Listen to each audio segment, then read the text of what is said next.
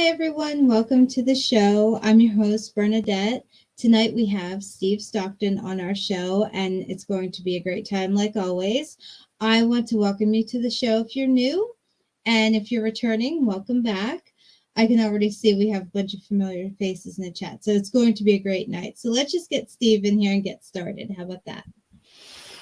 Hi, Steve. Hey there, how you doing, Bernadette? Good. How are you? I'm so I'm glad you doing be great. here. Good to see you. Yeah, we had this planned for a while, haven't we? I'm sorry, my We hair's doing yeah. something weird there.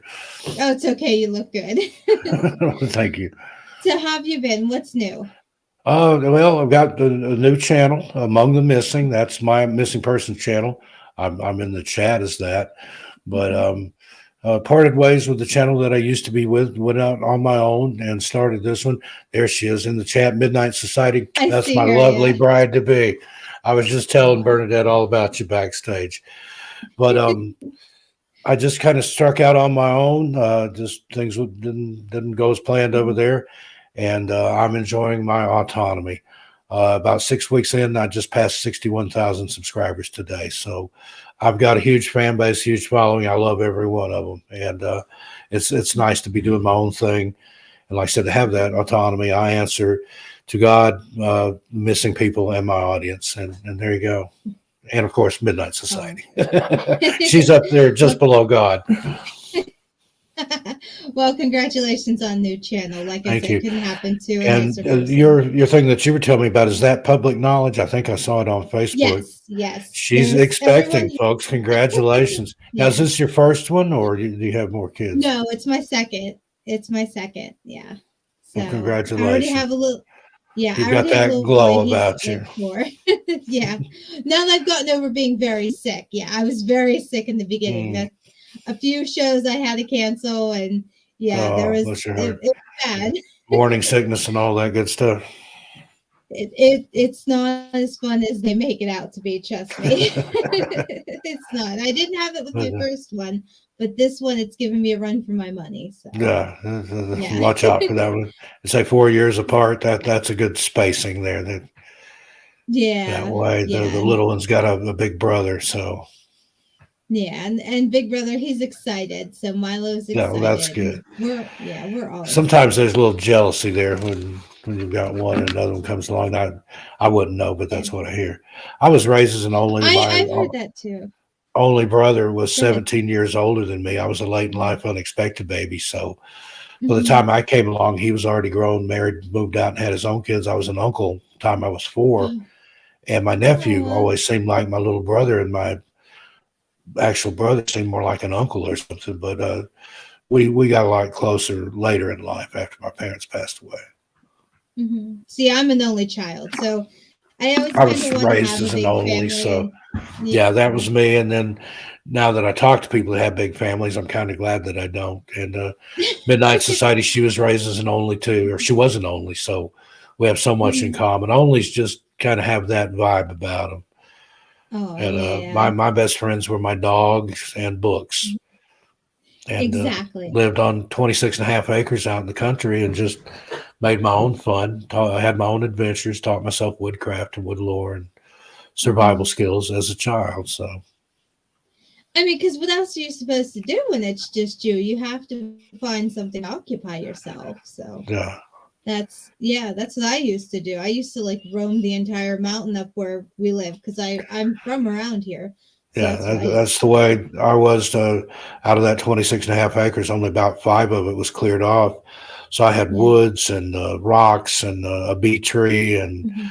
uh, streams. There's a creek on that property, 6 natural springs that fed into a creek that went down into the lake, which is about 100 yards away. So it was an idyllic place to grow up, and just taught me a love of the outdoors that I still have. And that's kind of how I got into the paranormal and the missing people and everything, which is being out in the woods and getting that understanding that there's things out there sometimes.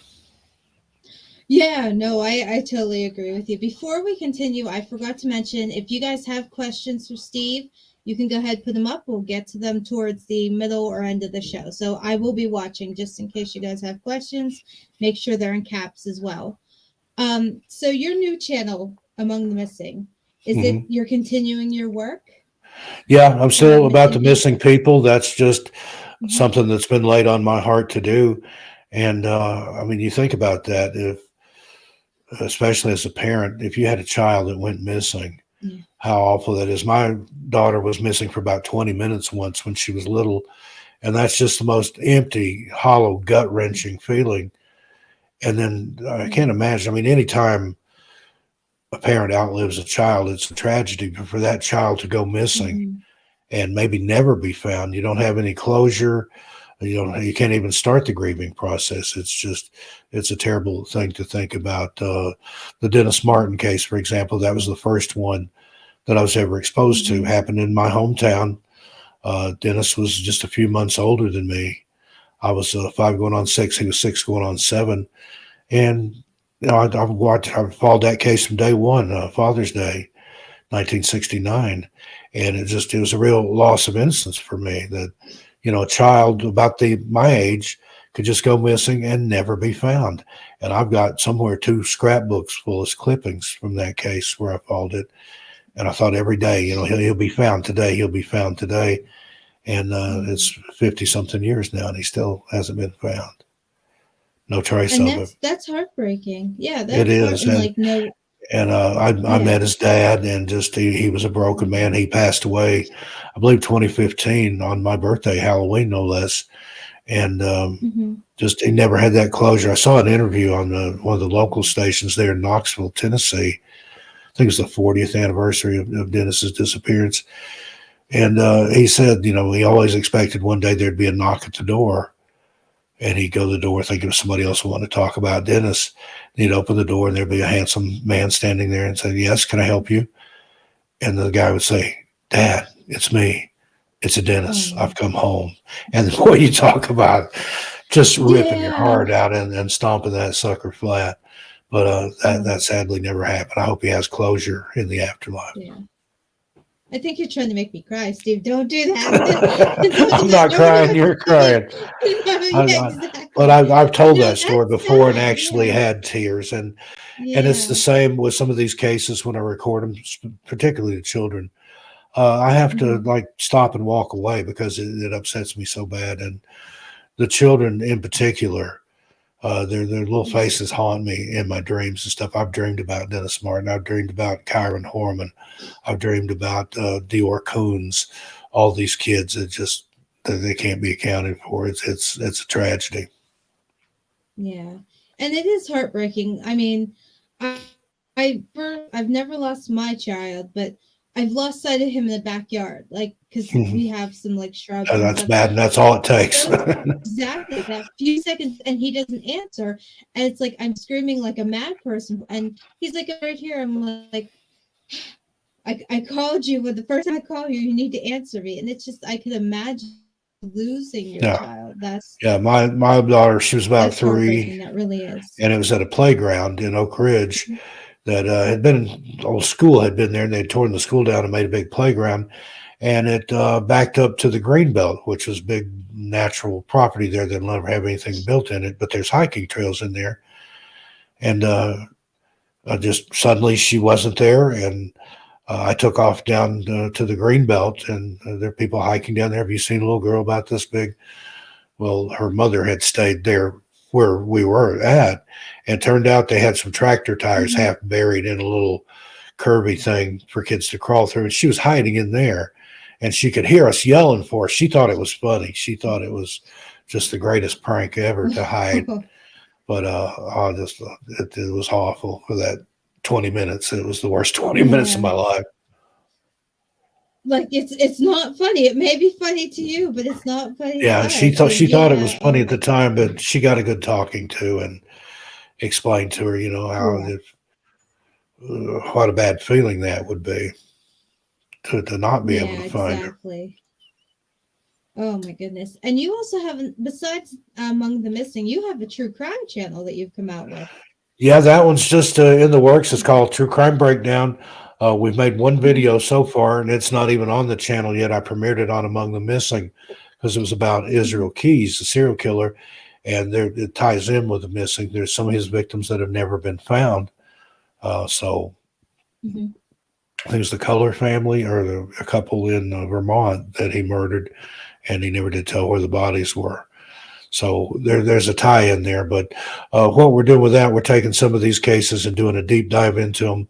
I have Mr. E joining me. He's a clinical psychologist, very good pedigree, and he goes into like a clinical analysis of these people and what makes them tick. So it's a little different than in other true crime shows, but just another one of my interests. I'm excited for it because I love true crime. So, Yeah. what are you following any true crime case right now, or are you're just looking at all I of them? just I look at everything that comes across. I subscribe to a Mhm. lot of news feeds and I get notifications and stuff. So watching things, and Mhm. there's so many out there, and I covered Yeah. a lot of the cases of apparently serial killers on the Appalachian Trail and other places like that, Mhm. interstate national parks. It's like it's a hunting ground for some of these people. Yeah. You I have to know be the two that careful. I'm following. Yeah, the two I'm following now is the one in Iowa. I think is named Stephen Colbert, if I'm not mistaken. I And believe then so. the Lacey Clancy case. Yeah. Where she had murdered her three children, and she had then tried to get rid of herself, and she's in the hospital, and like, yeah, it was just a mess. But they're saying it was postpartum, oh my gosh, postpartum psychosis. That's what they were Hmm. trying to say. What was the But name it was again? I obvious had that she somebody was send me killed. one today that they thought I needed to follow, and it was I Lindsay don't think it has. Clancy. I believe Lindsay Clancy. Okay, this one, Yeah. lady named Shannon, Lindsay. white I'm giving female, second. Yeah, Lindsay Clancy. 45 years old, 5'6", thin build, blue eyes and brown hair, voluntarily missing. That's always worrisome. They think she just wandered Okay. off, and in the area where she is missing, they find a lot of people in the Mm, Eel River. So I'm kind of watching that yeah. case, but Yeah, it's no, just it's Lindsay sad. Clancy, yeah. It was sad. Yeah, she's still in the hospital because I think she broke her back and she can't Hmm, walk, and they have her slightly sedated, but she had said it was they're saying it's excuse me. postpartum Hmm, psychosis, but she had planned it. She had sent her husband on a wild goose chase for the kids, and then sent him a few miles away further for takeout, someplace they never hardly get from. It's like, hmm, and she had timed it on her phone, like how long it was going to take him to go to these places and then get home. terrible. So it's just, yeah. So her next trial update is going to be in May, and I'm watching that because that's, Yeah, yeah, I'll have to check that one out. We may be able to make some yeah, commentary on that. But yeah. we're I'll trying to send you avoid the link cases to it. that have been done to death, Hmm. like the Ted Bundys and the Jeffrey Hmm. Dahmers. Everybody's pretty much covered those. Yeah. So I've heard Israel Keys called the worst serial killer that most people have never heard of, and boy, he was something else. And just Hmm. uh, when I dug into it, it was just unbelievable how evil this guy was, but how easily he just fit in. I mean, he was literally, and he said this himself. I'm like two people. There was the Hmm. him that had a successful business and a girlfriend and a child, and then there was the him that traveled literally all around the country. And this is a quote from him: practicing his craft he called it, of homicide. So he was proud of it. I mean, he didn't. I can't wrap my Hmm. head around somebody like that, just so far out there. It's a psychological problem. It really is. It's like something, from what I can understand of it, it's something like internal that just clicks to And make apparently, a person he had like been that. that Either way they're, since childhood, and he realized yeah. that he was different in that respect, and just kind of went with it. Isolated himself. He had these cardinal rules that he set for himself, and he had to follow these exactly. Don't kill in your home state. Don't use the same weapon twice. Always rent cars. He had these kill kits that he would leave at sites Wow. ahead of time, which was a bucket full of. He'd have things in there like guns, ammo, rope, zip ties, money, disguises. He would bury these and then go back to that location if it wasn't already pre planned, and just it'd become a crime of opportunity. But then he had other people that he specifically targeted that he would watch for days, weeks, or months, learn everything that he could about them, their habits, and then strike accordingly. He was a monster. And Boulder Nelson Bigfoot's a demonic problem. I agree. I think there's a demonic element to that. And that's one of the things he had done. He was raised in a religious Yeah. household. I think they were Mormon, but the kids were homeschooled. They weren't allowed to have any kind of contact with any. They couldn't even listen to music because the parents said that was of the devil. But in so his form of rebellion, he dedicated himself to Satan and had planned a ritual sacrifice, but I don't think he ever did that. But he invited evil. I mean, he opened up the door and it walked right in and just took him over, I think. Yeah, no, I agree with that. And I know you said you want to stay away from Ted Bundy, but they had even said that, like, Ted Bundy, I believe it was Ted Bundy, that his eyes had turned solid black. Yeah. Like, There was so I another believe killer that. like that. Yeah. I can't remember what the guy's name was, but there was a picture of him, one of the most chilling pictures I've seen when he was on death row, and his eyes were completely black and just frightening, frightening. Do you think the paranormal follows these people too?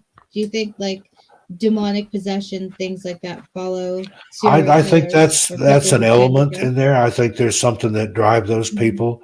Um, like Jeffrey Dahmer claimed that he thought he was a reincarnated Aztec priest that like used to cut people's Mhm. hearts out and things like that. Then you have people like Richard Ramirez that was an avowed Satanist, and then you have the son of Sam. There was a satanic element to those killings. Now that one's one that still fascinates me. And there's a guy here on Mhm. YouTube. I can't remember what his name is, but he's been doing some deep dives into Son of Sam, and he's actually located some of the survivors of those shootings, and they Oh, swear that it wow. was not um, Mhm. David Berkowitz. And Berkowitz has said that he acted alone in some of those cases, and he was present in all of them, but he wasn't the gunman in all of them. It was a group, a coven, or whatever you want to call it, working together out Mhm. of Untermeyer Park in Yonkers. So fascinating, fascinating stuff. There's a book called The Ultimate Evil by Maury Mhm. Terry, and he had tied all that together back in the late 70s, early 80s when that book came out. He was able to link Mhm. Berkowitz, Manson, the Process Church, and the Final Judgment, and some of these other nefarious groups to some other, the Arliss Perry murder in South Dakota, and just a lot of things that he connected the dots. And now we're coming to find out that he was on the money even all those years ago. Mhm. What do you think about the ones who just suddenly snap? Like, say, Chris Watts, because they Yeah. said he was, he was the perfect father, Excuse and me. just he just basically snapped. And the way he murdered his entire family was so methodical. Like, it was very, very calculated, very cold. And people would say, well, that's not him. That's not what he, Yeah. what he did. And then Yeah. there's I think reports some that, people like, it that they looked. have that rage gene or whatever you want to call it, where they're able to keep it in Mhm. check up to a point and then suddenly they just snap. But again, maybe is that something demonic or is that some sort of outside influence? Was he practicing witchcraft or fooling with a Ouija board, or was Yeah. there things that you don't ever hear talked about in those cases? Was there some involvement in the occult or something that could have been an influence? And I would like to see people pursue those angles just for Yeah. my own curiosity.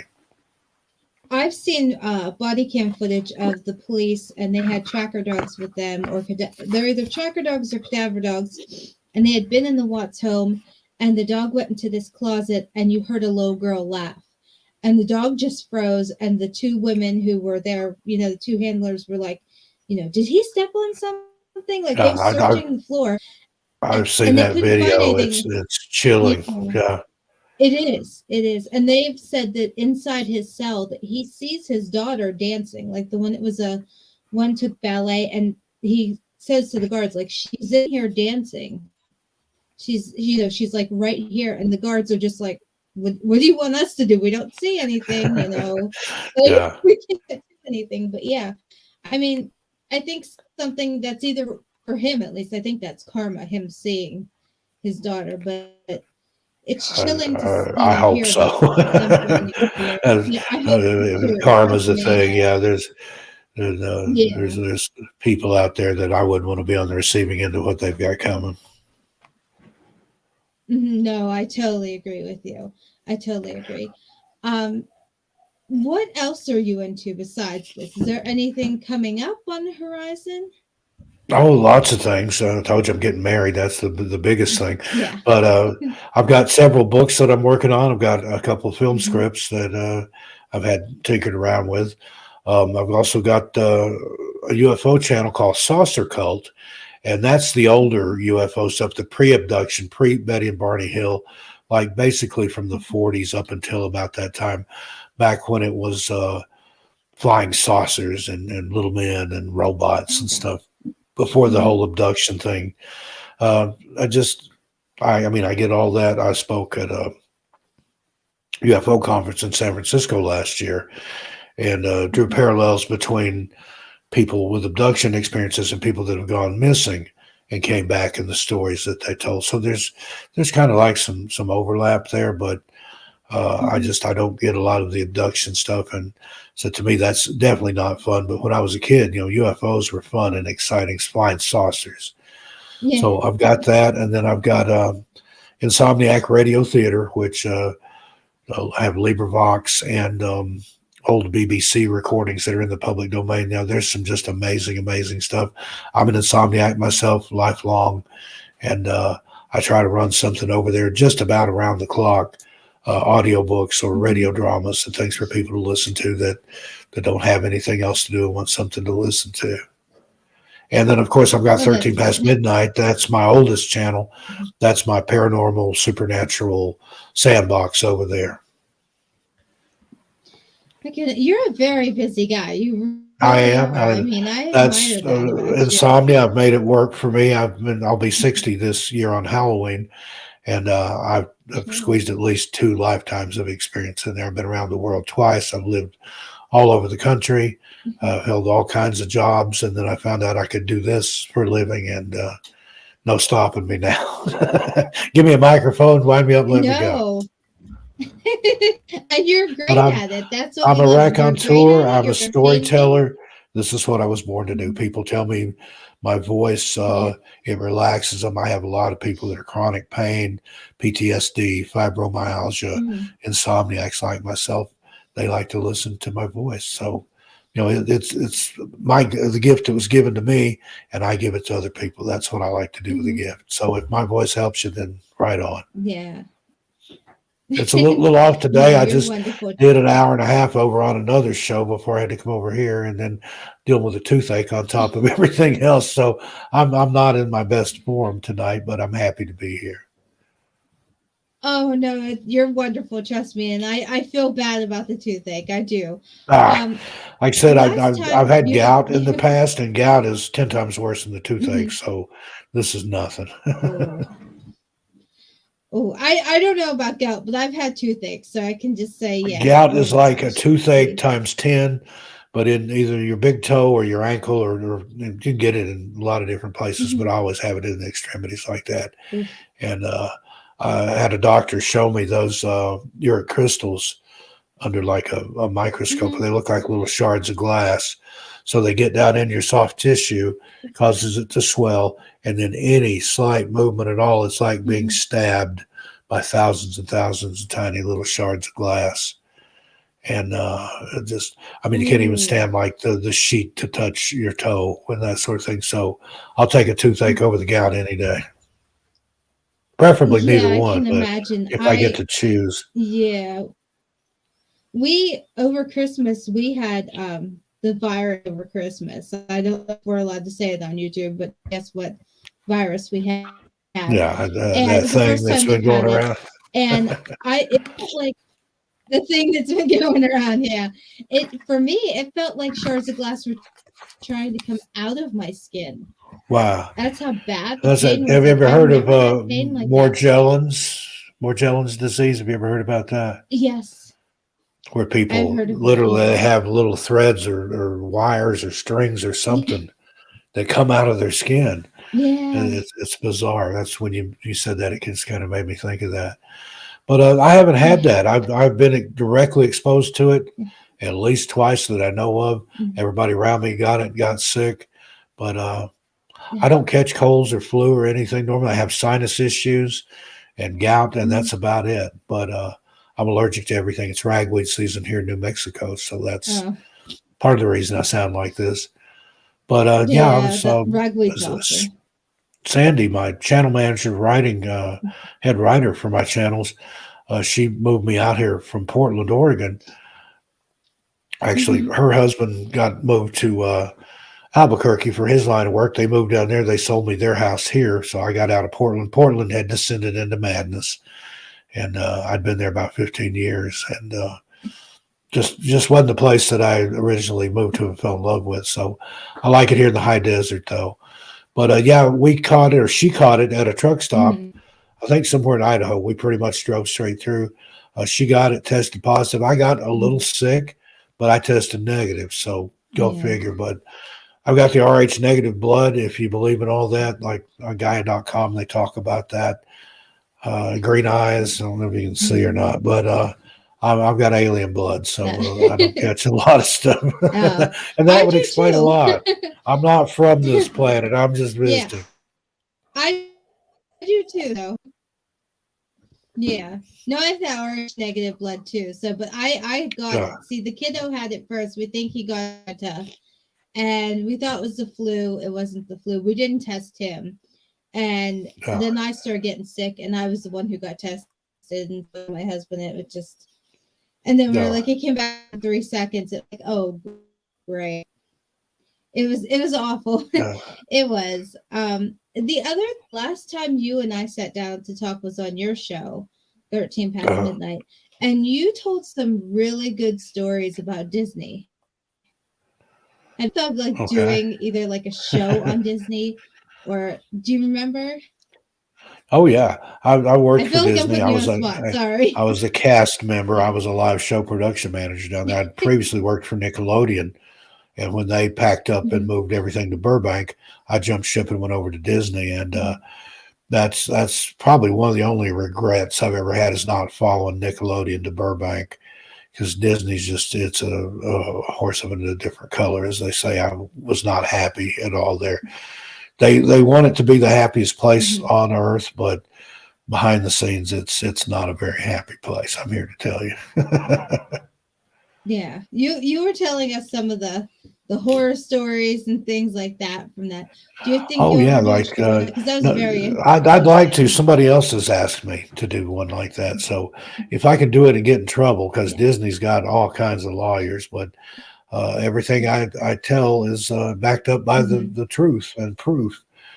But so just little things like nobody ever dies in the Magic Kingdom. Did you know that? No one has ever You told died me, there. yeah. But go ahead, But tell our that's viewers. but well, I mean, there's people like have been cut in half. But what they do, they take your parts, your pieces over across the Hmm. highway into the hospital at Celebration, which is the town that Disney built, and they pronounce you dead there at the hospital instead of on the scene. So technically, they can say no one's ever died in the Magic Kingdom, although a lot of people have. Many you don't hear about. And there's also dead people in the Magic Kingdom.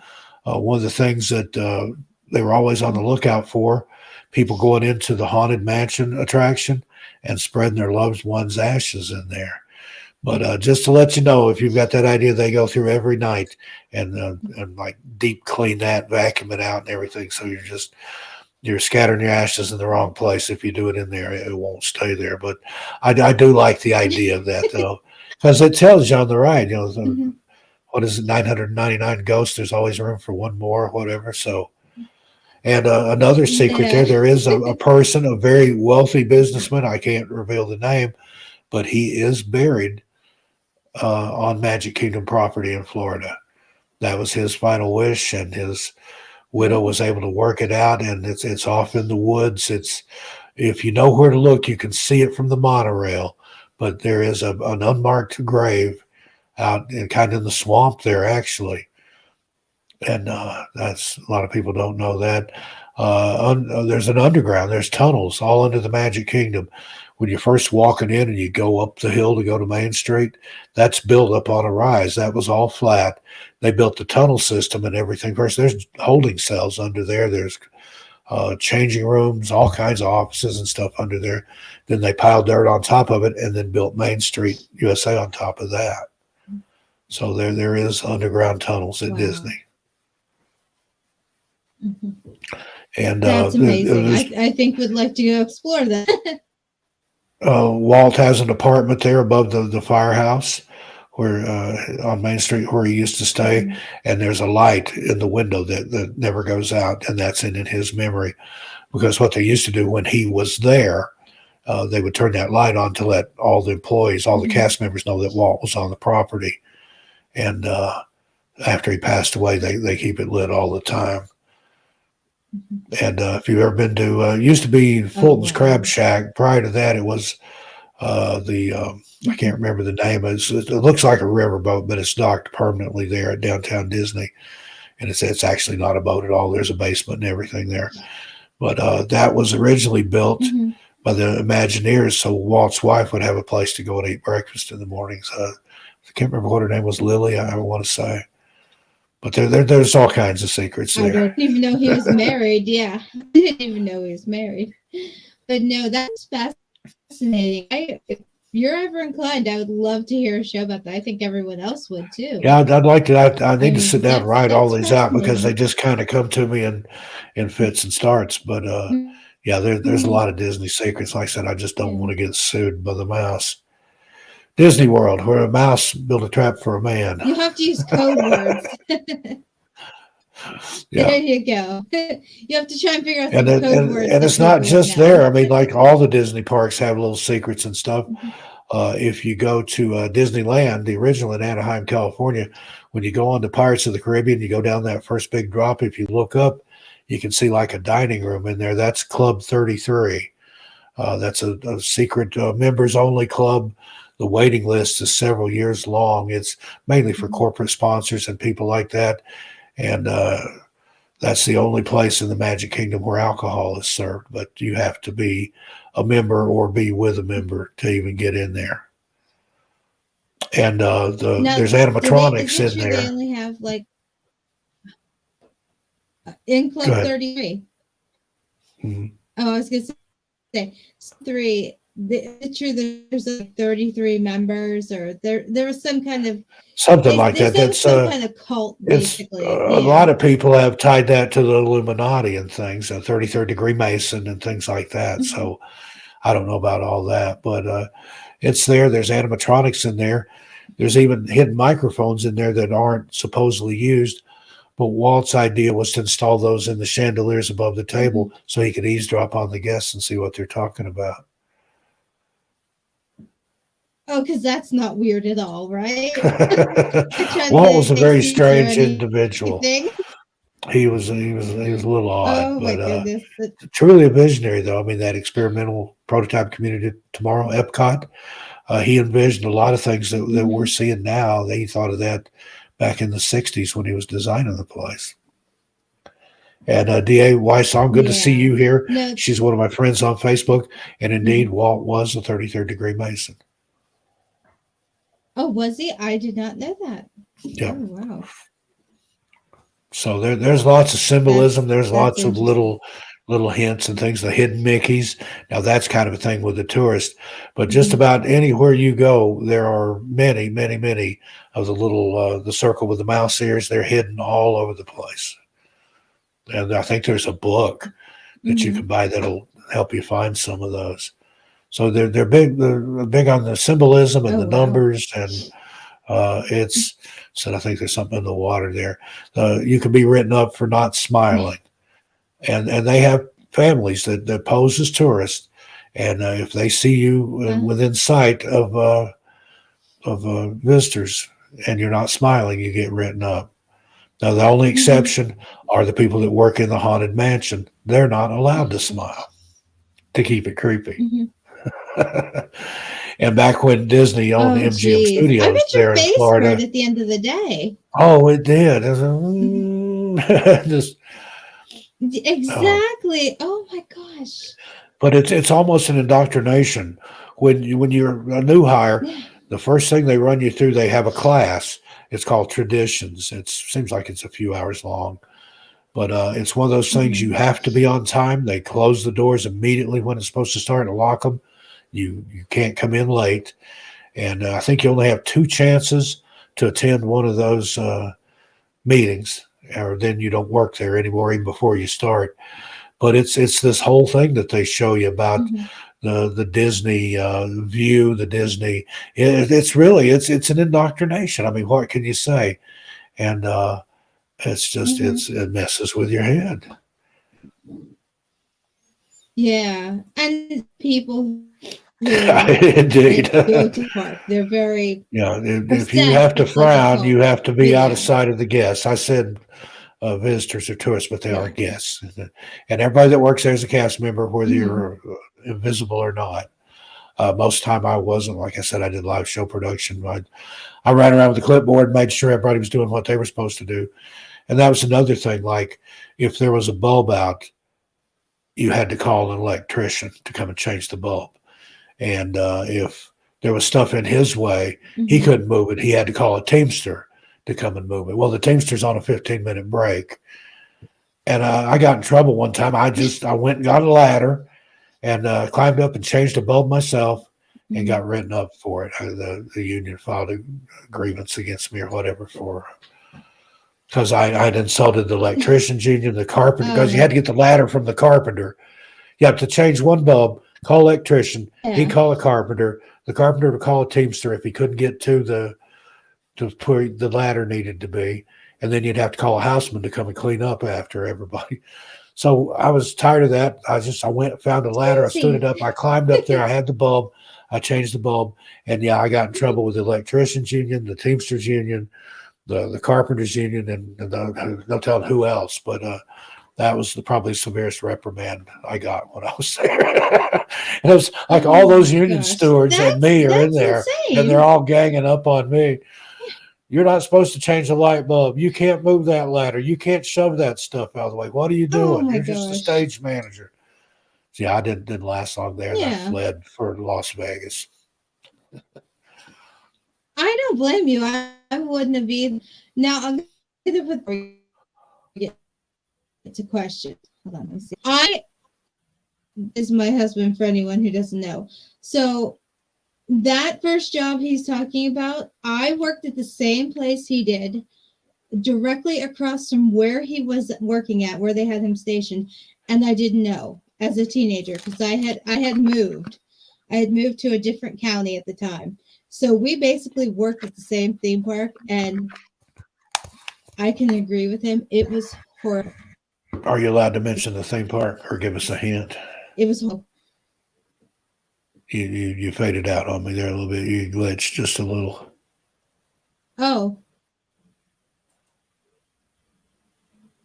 I'm sorry. What? I didn't hear what theme park it was, or if you could even say what it was, or give us a hint. Oh no. There?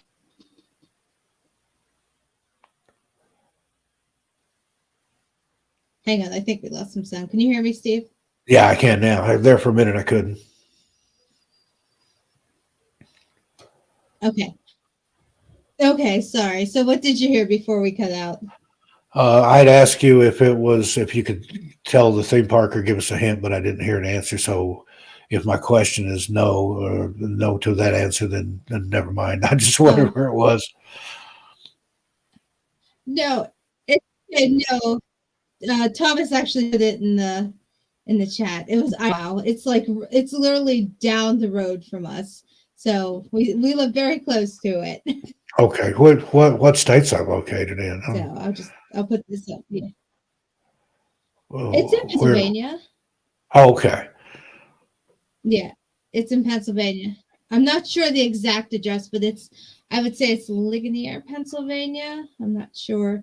Thomas is better with, okay. addresses than I, but yeah, There's different it's in Idlewilds around. Pennsylvania. That's why I asked. There's a Idlewild in California, Yeah, not a park, but I mean a place. So just curious. yeah.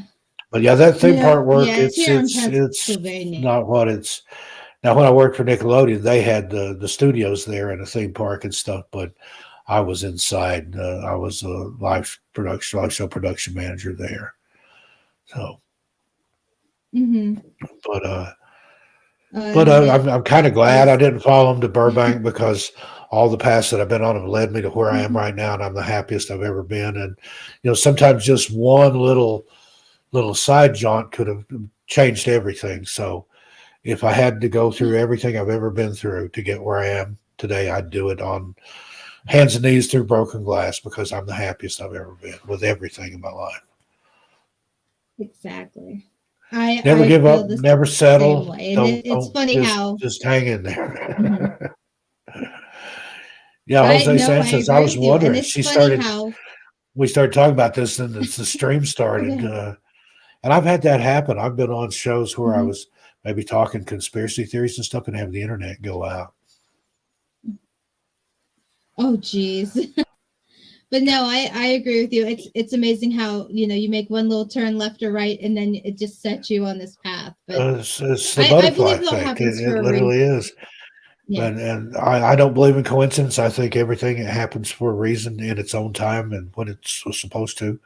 yeah, And a lot of times we don't see that except in retrospective, even then. But I can look back and think, boy, I'm glad I didn't do that, or I'm glad I didn't do this, or I really wanted that at that time, and I'm glad I didn't get it yeah. because now I've got something even better. So it's is your glass Exactly. half empty or half full? So life's what you make it. It's about the journey, not the destination. Thank you.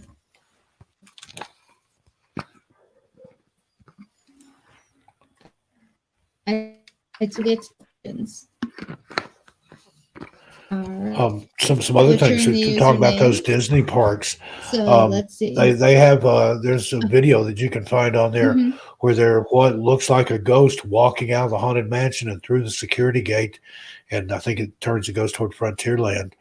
But you can see that. I mean, it was filmed from Oh, the wow. monitors in the security office there. So there are people have died there. I'm not Mhm. surprised that it's haunted. Uh, I'm like Disideratum. I hope I'm saying that right. Yeah, indeed, I have. I have. I feel bad because yeah. That's the. Is that a loaded question? Did you put them up to that? Because I think I told that story the last time I was on here. It's in No. my book, My Strange World, which is my own personal paranormal experiences. Some of them, but yeah, where I was Yeah, no, growing I up didn't put there, them up to it. I'll tell that story if you want me to. It's a little long Okay. winded, but I'll tell Yeah, it as if you quickly as want I to, go can. ahead. But on that property where I grew up, Okay. one of the property lines was this ditch. It was about 10, 12 feet deep. Found out years later through research that that had been the old stagecoach road through there, dating back to Revolutionary times. And I was out in the woods one day. My brother had hunting dogs years before, and there was an old dog lot up there that was like just basically rusting into the ground, and our dog run. And I was just out prowling through the woods, and I walked up to that ditch, and I looked down in it. Didn't see anything interesting. I was 8 years old. Turned around and started to go the other way, and I hear something in the leaves in the ditch. And I turned around, and just as I turned around and looked, something came up over the lip of that ditch and was headed straight toward me. I mean, it was kicking up leaves in its wake. Tree branches a lot higher than my head were being knocked out of the way and stuff, but I couldn't see whatever it was. I could see the effect it was having on everything. I could feel the Mhm. footfalls, but there was nothing there. So I took off down the hill, running and screaming. I was probably maybe a quarter mile away from the house, but I was making such a racket that my mom heard me, came out on the back porch to see what I'd done this time. And I passed her up, went inside and hid under the furniture. And when she finally got me calmed down, I Mhm. just like something that I couldn't see chased me. And not too long after that, my dad got home from work, and my brother just happened to stop by. He lived about 2.5 miles away, and I told them all about it. And so they went up there. It was in Tennessee, the England song, East Tennessee. So they went up there and looked. Sure enough, they could see where the ground cover was disturbed and the tree branches were broken up high. And so they quizzed me. Was it a bear? No. Was it a deer? No. Was it this? Was it that? I grew up in the woods. Spent a lot of time in the Smokies which was just an hour away. I knew what all those animals looked like. This was something I couldn't see. So I never Mhm. really went back up there much. Had a kid come home from school with me. One time I sent him up there without telling him why. John, go stand up there by the ditch. I'm going to hide down here behind this tree. So he walks up there. He's looking around. Didn't bother him. And I think I even tried one time. I walked up kind of close to it and let him hide and watch. Nothing happened. So I just avoided the place. And occasionally, I would think back about it. I just, I don't want to go back there. Well, flash forward 15 years old, we're getting ready to move from there. We had sold that property, had been subdivided, and we were moving closer to where I was going to go to high school. It's about 20 miles away. And I was just kind of taking a walk around the old property because that was, that's where I grew up. I grew up in those woods. I had forts. There was an abandoned graveyard. Just down the hill had been the river at one time, but the Tennessee Valley Authority dammed it up and made a lake out of it. But on that property, there were 7 natural springs. 6 of them flowed out of hillsides. One was an artesian spring that came up. Those all flowed into a bigger creek, and that flowed down into the lake, which is about 100 yards or so away. So I'm just, again, having a look around, visiting my old childhood haunts, the bee tree and my forts and the abandoned graveyard and stuff. And Mhm. I walked back up to the ditch, and I just kind of chuckled. I'm 15 now. I'm not as I was more fearless than I was at 8 anyway. And I kind of looked down in the ditch and I chuckled. I said, wonder what that was that chased me all those years ago. And turned around, started walking back away from that. I hear something familiar, something in the leaves. I turn around, sure enough, same exact thing. Something came up over the lip of that ditch that I could not see, was headed straight for me. Now, I didn't run screaming and crying that time, but I didn't waste any Mhm. time getting out of there. And that's the last time I've ever been up there. I was 15, so that's been almost Mhm. 45 years ago. Never went back. Oh I'd like to wow. go back sometime and just see, but Mhm. there's more to this story. Um, Mhm. Flash forward a few more years. I'm 21. I'm working in the Cedar Bluff area of West Knoxville, and somebody that I worked with that I just knew from work had invited me to a party after work. And I've never been much of a party person, but for whatever reason, I decided to go. It was Yeah. just down the road at a apartment place, clubhouse. So I went, and like I said, I only knew this guy from work and didn't really even know him from there. There was a bunch of people in attendance, and some girls came out with a Ouija board. I don't know if somebody brought it, if they found it in this clubhouse or whatever. So they get it out. There was Mhm. 4 of them, and they're got sitting with their knees together. They're doing this thing, and they're going around the room asking people different questions. Well, they get to me, and I thought, boy, I've got one for you. And again, bear in mind, I'd never told that story to anybody outside my family. I certainly didn't tell it to the guy that I worked with or anybody in attendance there. But they got to me, and I said, "What scared me when I was a Mhm. child?" That's it. That's my exact words. So the Ouija board does its thing. It starts making a Yeah. figure 8, and then it spells out WATERSPRITE,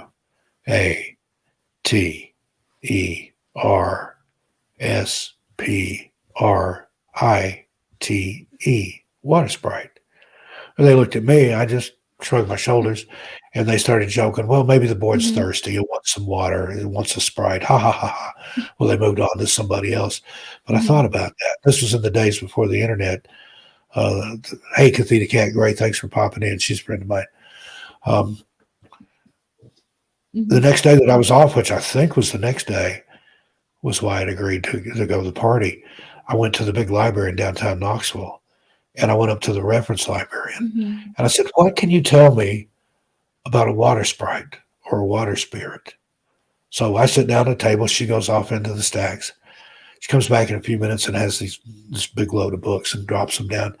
And she started showing me these things.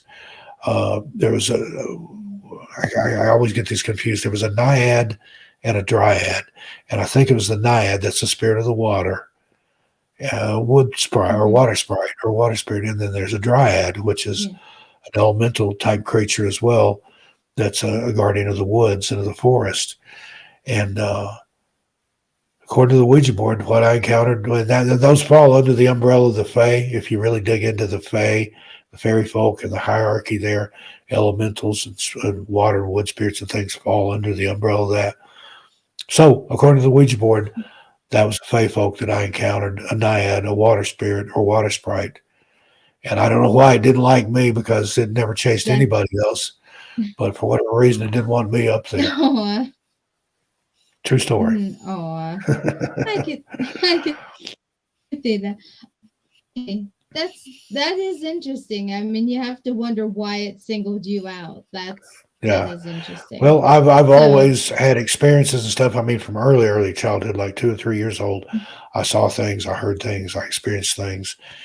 And according to my grandmother on my mom's side, my maternal grandmother, who described herself as a gypsy witch. Now, I don't know where the gypsy part came from, because she was born in the Cades Cove area of the Great Smokies.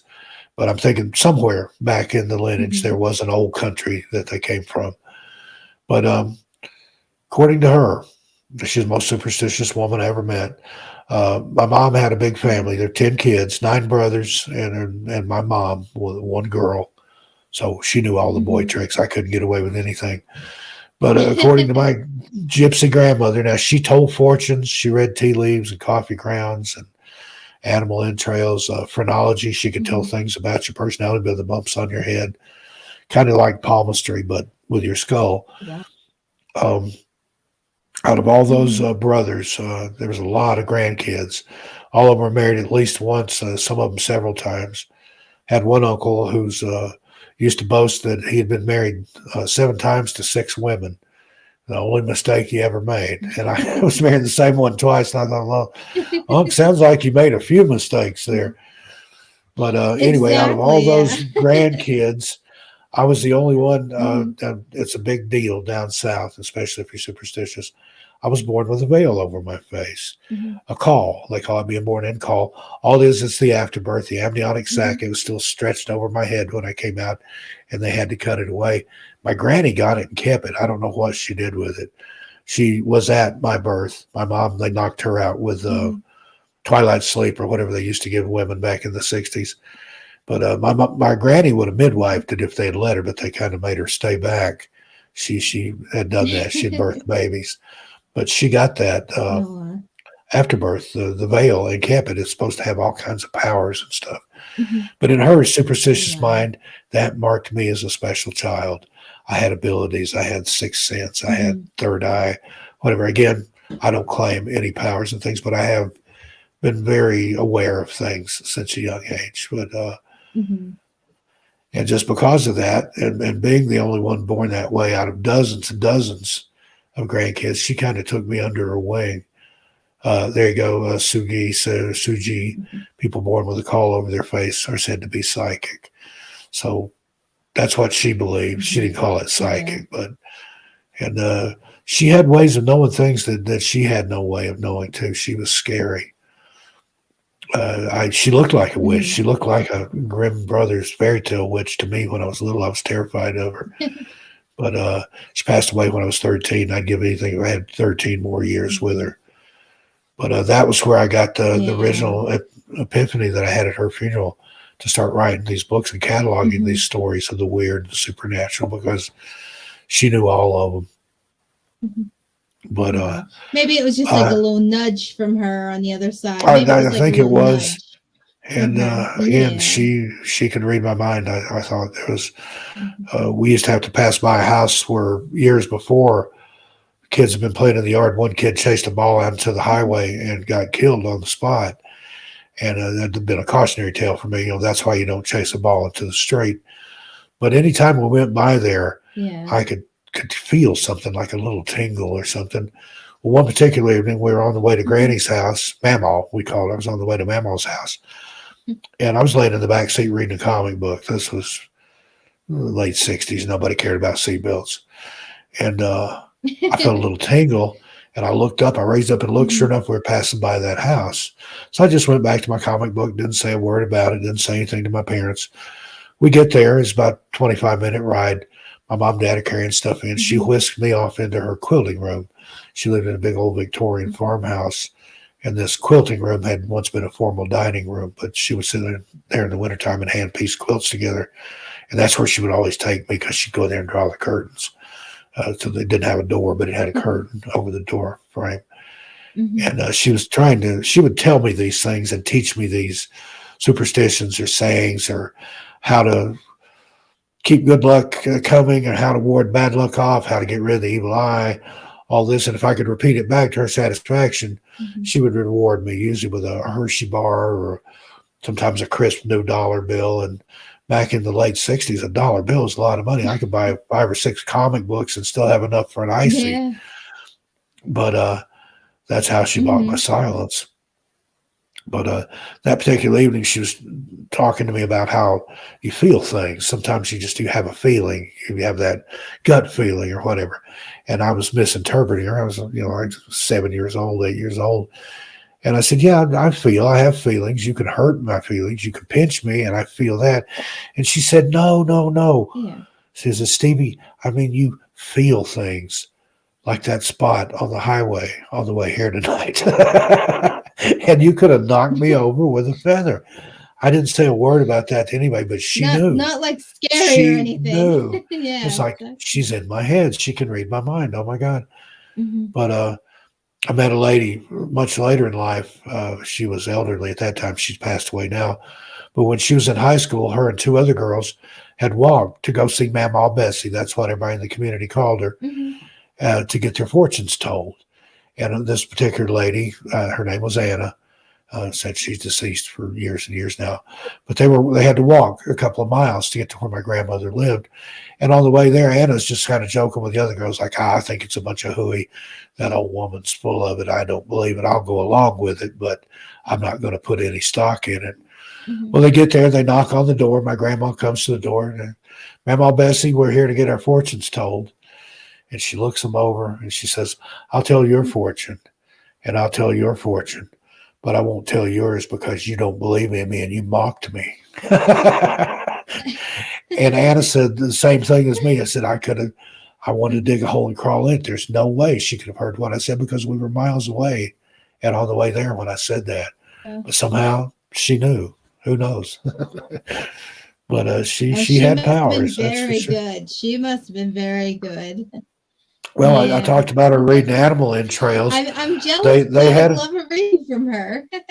Yeah, I would too now. But they had a dairy farm, and they also truck farm. They raised produce, and then they also raised hogs. And every year in the fall, when they slaughtered hogs, she would pick out one that she called hers. And when they slaughtered that one, she would poke around in its entrails with a stick. And then she would predict what next year's crop season would be like. Like, nope, corn ain't going to be no good this year, but tobacco looks good. Okay. And my uncles swore that she was more accurate than the Old Farmer's Almanac, which people in the South, if you were a farmer, you lived and died by that book. And at their house even, it hung on a nail in the kitchen. They'd be sitting around the table having dinner, and they would pull that down and look at things in the Old Farmer's Almanac. But according to my uncles, she was more accurate than the Old Farmer's Almanac. So whatever gifts or powers she had, she was good at it. Yeah, she sounds like an amazing woman. She really does. Oh my goodness. She was. Like I said, I wish I hadn't been so scared of her when I was younger. Yeah. I read Progressive. They slaughtered deers in the fall after the first frost. I don't know, but maybe that's just the way they did it. But after the first frost was when they slaughtered hogs. The first hard frost. Somebody's asking us a missing person number. Yes, I believe it has. I don't have any figures in front of me. I don't know if it's risen that much, or if we're just more aware of it. But I looked it up here earlier when I saw that question. According to the National Crime Information Center, missing person and unidentified missing person files for the 2021 operational year, 521,705 people reported missing in 2021. Moreover, 93,000 of those remained actively missing at the start of 2022.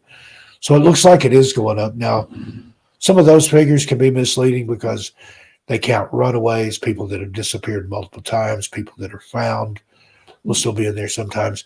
It seems to be going up, but again, who's to say? Excuse me. Yeah. Because of the misreporting, the linkage blindness between That's right. agencies and stuff. Yeah, that would be a good one to do. I've talked to a lot of people that have worked in those fields that have ghost stories and paranormal encounters and stuff. My daughter's mother was an RN, and she'd worked in emergency rooms and stuff. She's awesome stuff. Same with first Yeah. responders, police officers. That would be that. There's probably a book in that. My mom, And she was an LPN, and some of the stories she told yeah, me were just crazy from the yeah, hospitals it's and nursing amazing. homes she'd been. And all those people would Yeah. tell you that it's worse during a full moon too.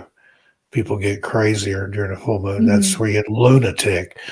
But Yeah. same person is also asking, do you use any divination, easy for me to say, divination techniques in your work you learned from your grandmother? Not really. I've done, I can do the pyramids or the pendulum psychometry.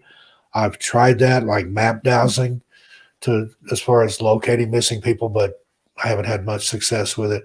I do have dreams about where people could be found, but that's one of those things you have to be careful with. Uh, I read about a case one day where a lady that was purportedly psychic had a vision of where this person would be found, and she reported it to the police. The person was deceased, found exactly where she described, exactly in the position she described, and everything. And they actually took her in and questioned her as a suspect. I mean, you're telling all this to the police and you pinpoint it Yeah. exactly, and then it makes you look like a suspect. Hmm. But I've tried pendulum. Now I can water Exactly. down. That's So why you have to be water careful. witch, I could find water with a willow Hmm. branch. My dad taught me how to do that. He was good at it. And I tried for it not to work.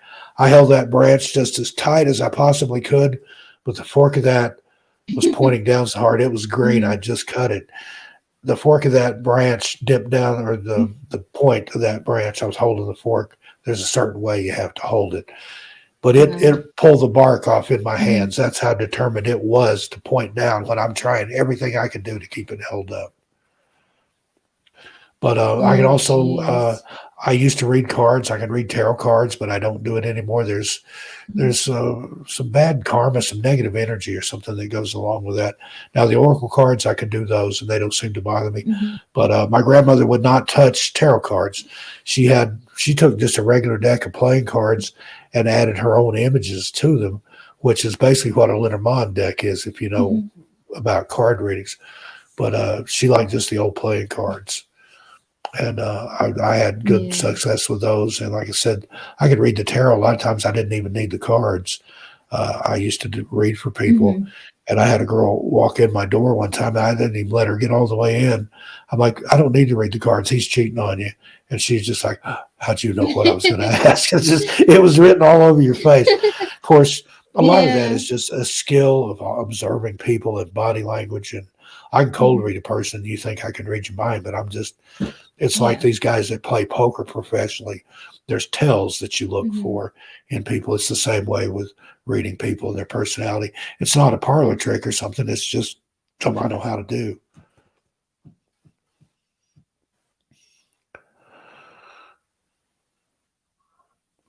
Hmm. Suji says she never had to look up in the night Are sky you to know still when the there? moon was full. Okay. She's been a There you are. night shift nurse for 15 years. Yeah, you looked frozen. I'm not sure what was going on there. So I was kind of being quiet. Yeah. Didn't know if you were pensive or you were thinking of Yeah. something or I I bored you to sleep. Yeah. No, the screen went. Yeah. No, no, never. Just the screen froze. We're having trouble with our internet I've tonight. put I don't know myself if to it's the sleep changing before editing weather or audio, what's. Yeah. listening to myself, the playback. No. I've dozed off at my keyboard and Hmm. listened to me drone on and on. But no, it's not you. So if I look sort of frozen, I probably am because I've been having a little trouble with our internet. No, I read tarot cards as well. I do the Gypsy Witch cards mostly, and I'm Now, very I've got my scarily grandmother had accurate those too. with I've got the deck those. that she Yeah. bought back in the 20s and the 30s. Those have been around that long. Maybe Hmm. that's where she got the Gypsy Witch thing, but I love Yeah. those cards. I've got her deck. I've got it wrapped in a piece of velvet and put away. I don't touch or handle Mhm. those. But I've got the newer version of those. Yeah. But I've got her original cards. Yeah. My original cards, like we had moved a few times, I had lost those, so I have a newer deck, but I'm still very good with those. I had these are my mom's cards I had taken when I first got into tarot reading. They were Lenore Wendy cards, and they're very little, and they have like a rhyme on them. So, Yeah, and I would I do love them, stuff like and that. anytime I would do them, yeah, anytime I would do these cards, they would always tell me bad things every time. No, And then there I'm can just be like, these negative aren't right. Like, attractions to stuff like that. That's why I had to well, quit tarot. and I so, started having these yeah, so when I dreams did the, where I was standing oh, on the sorry. beach and there was this black Mhm, wave of water, but it was frozen and I mhm, mean, 50 feet tall. And I'm standing there about this big on the beach. And I'm thinking, when mhm, that wave thaws out, it's going to pound me down into the sand. But it was pitch black. And it was all this mhm. negativity negative energy that I was somehow getting off these people that I was reading for. And so I had to quit doing Yeah. it. But Suji says the cards are just And a tool you use to learn to focus. After a while, you don't need the mhm, cards anymore. That is absolutely true. To me, the yeah. cards were a concrete tool to express an abstract concept to another person. I mean, if you walk in and I'm just telling you these Mhm, things, you're thinking, yeah, right, he's full of crap. But if I sit down and I yeah. do a certain layout, Celtic cross or something, Mhm, and it shows up in the cards, yeah. not only validates what I knew, but it shows it to the person in a way that they can believe. So Yeah. you are absolutely Exactly. correct. No, I agree with that. Yeah. Those Lenore cards or Lenormandie cards, I think they were just mischievous cards. Like Mm. they always did that. But if I would go into So deck, the it would first give me a deck I great ever bought reading. was But yeah. nothing but bad luck went with it. Mhm. I was working a public job at the time. I lost my Mhm. job. I had to move to another house. I got rid of that deck, Oh. and then everything kind of Mhm. turned around. And I've had decks since then that haven't bothered me, but there was something about that Mhm. one particular deck, and it was a new deck. I mean, I would never buy a used Mhm. deck of cards that people do. You can cleanse them, you can sage them, smudge them, store them with crystals, and clean anything off of them that's ever been there. And I do that with a new deck anyway. And Mhm. then I clean my own sometimes just to, you want to get your own, whatever leftovers off of it. Mhm. Yeah, short order cook. I My dad have could do the one more same thing with question. two pieces of bent wire. He could find an underground pipe. He could find water. He didn't need anything really other than some type of wire, some type of. I had the rods. I had professional rods made out of brass and copper, but he could do just as well, if not better, with two bent coat hangers. So, I'm sorry I keep talking over you, Bernadette. There's a delay there sometimes, Oh, and I don't even realize I'm I doing it.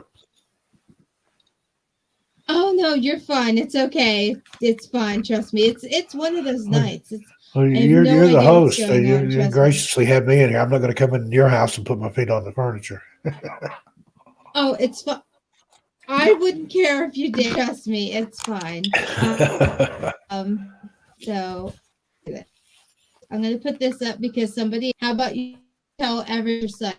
The easiest way that I've got a link tree. I think did you pin that in the chat or just put it in the chat? But that's the easiest way to find me. I've got five new channels. It's at the Well, very top, but I'm gonna also put these up too. yeah, there's True Crime Breakdown. That one's just getting started. Here's my link tree. Well, it won't Mhm. let me put it in the chat, but maybe somebody can approve that there. It'll hold it. Go Uh, ahead. Yeah. But Among the Missing is my missing person channel. That's the one that's really Yeah. blasted off. About 6 weeks, I've already got over 61,000 subs. Thank you, everybody. And that Mhm. was, I mean, I took that other channel I started over there. It didn't even have 10,000, I don't think.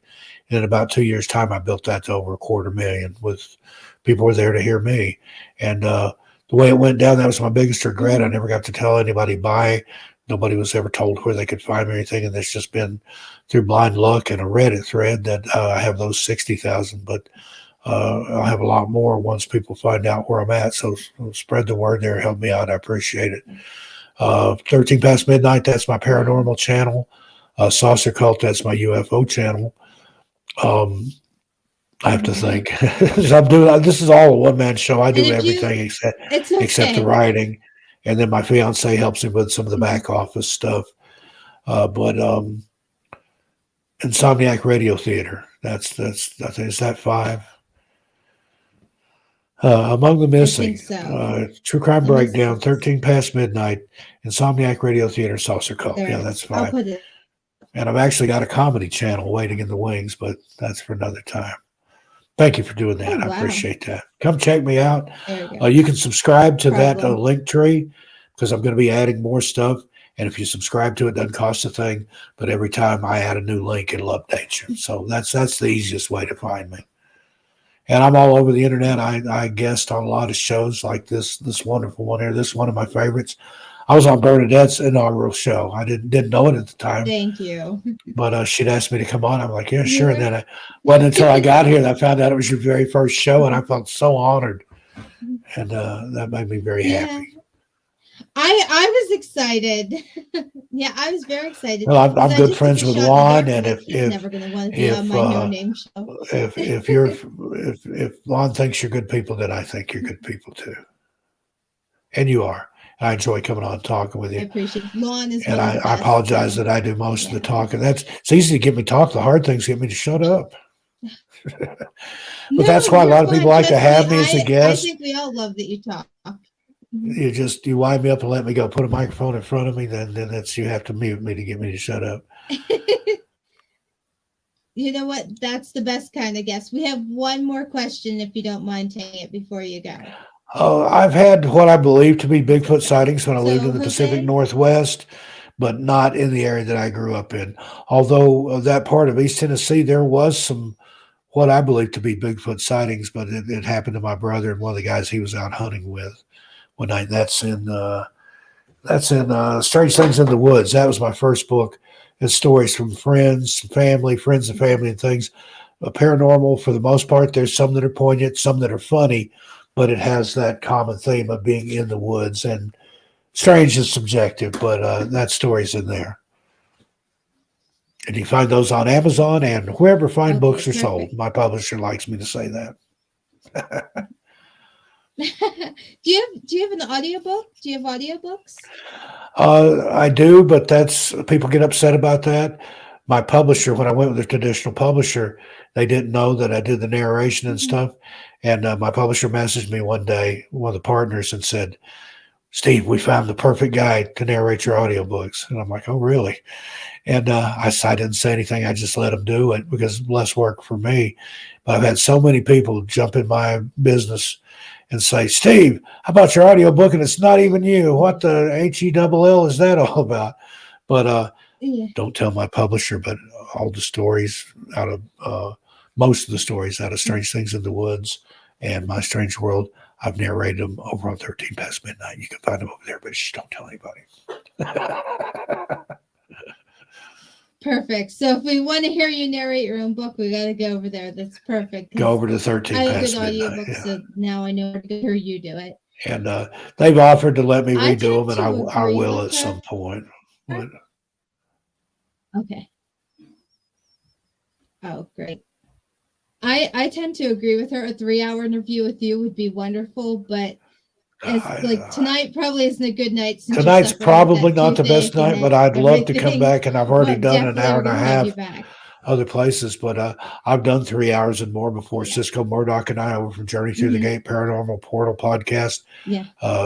3 hours, we're just getting warmed up. She's as much of a talker as I am. So I'd love to come back and do a longer format show with you. I've got a million stories to tell. I'm a raconteur. I'm a storyteller. It's what I do. I would love that. I would love that. And hopefully before, I have this baby, you could come back and, be maybe one of my last guests. So until I come back. Yeah, I'd love to do that. So let me know. And if that doesn't happen, then best wishes. And I'll be following you on Facebook to make sure everything's okay. But yeah, just anytime you want me to come back, just message me ahead of time and we'll set it up. Always a pleasure. Okay, perfect. Thank you so much. Thank you so much again, Thank Steve. you, If there's anything else you want to chat, plug, thank you. Let us know about. I think that's it for now. They've got more books on the way, and just life is good. It's a good time to be Steve Stockton. Yeah, and I'm very happy for you. Like I said, couldn't happen to a nicer person. Well, thank you. And This again, this congratulations the on your wedding. upcoming That's the wedding. big thing. Yeah, that's I can't wait. Mhm. We haven't Yeah, set a date yet, but we're considering yeah. Halloween, which is my birthday, and in Salem, Massachusetts. What better place to spend Halloween and to get married uh, at night? We want to have a nighttime ceremony. Exactly. She's going to wear black. It's Oh, her first marriage, but she wanted to wear black. She's oh. kind of gothy Mhm. like I am, so going to have an all black wedding. So get married in black I on cannot wait to see Halloween the in Salem, pictures. Mass. And it's going to be on YouTube. We're going to have a YouTube wedding. So watch this Oh, space. perfect. We're going to have a little private Mhm. ceremony I just will for us and definitely the be family, watching. but then we're going to do a YouTube thing as well. She's always wanted to do that, and Oh, I have, and so why not? It's the first for her, and mhm. hopefully the last, and it's definitely my last. If this doesn't work out for whatever reason, I will die alone. And I'd said I'll never get married again, but never Oh, say never. yeah. But she's absolutely perfect. She is literally the piece of me that's Exactly. always been missing since childhood. I was planning my wedding when I was 6 years Oh, old. I heard the Carpenters. We've only just begun, and it just come out. And I bought the 45, and I made my mom sit down and listen to it. And I said, "They're going to play that at my wedding." 6 years old, and she said, "Well, you got a few years." But this no. it's can't. I'm so excited. Yeah. Oh, you tell me I'm glowing. You're glowing. Oh my gosh. I am so happy for you. I really am. I've I had really people am. tell me there's Congratulations a again. noticeable difference in my appearance, There but yeah, is. we've got somebody, There the lead G from First Floor really Audio is going is. to do the music. Cisco Murdoch's going to design the flowers. She wanted black bouquet. We figured out how to do that, and Oh. I'm going to have black candles. It's going to be the creepiest, most beautiful wedding you've ever seen. Oh, I cannot wait. I really can't. I'm so excited for you, Steve. I really am. And Well, thank thank you you, so much again. And and thanks for again, all the love and the shared excitement congratulations. stuff. I just feel the love off everybody. And if you haven't listened to my channels, please come subscribe because I love to meet the people and get out there. I go do meet and greets and have coffee with folks. I've had people come and take me to lunch, and I've got some personal appearances planned and things. So come see me. I like to meet my people. Awesome. That's so. And again, thank you so much. And I hope you feel better. Oh, I've kind of forgotten about it, and through the excitement of talking and stuff, it'll hurt when I get off here. But I'm Okay. going to go take care of it. But thanks Oh again for no. inviting me on, and I Okay. look forward to the next time. All right. Have a good night, everybody. Midnight Society, I Me love you, too. baby. I'll Take talk to care, you in a minute. Steve. Bye. Thanks. You too. Bye bye. Bye. All right, everyone. What a great show. And thank you all for staying up and staying here with me. Thank you again to my guest, Steve Stockton. And I will see you next week. Please remember to like, share, and subscribe. And again, if you give a second, like I said a while back, I am running my own show. So it takes me a second. And hopefully I do this right. All right, everyone. Have a good night. Bye.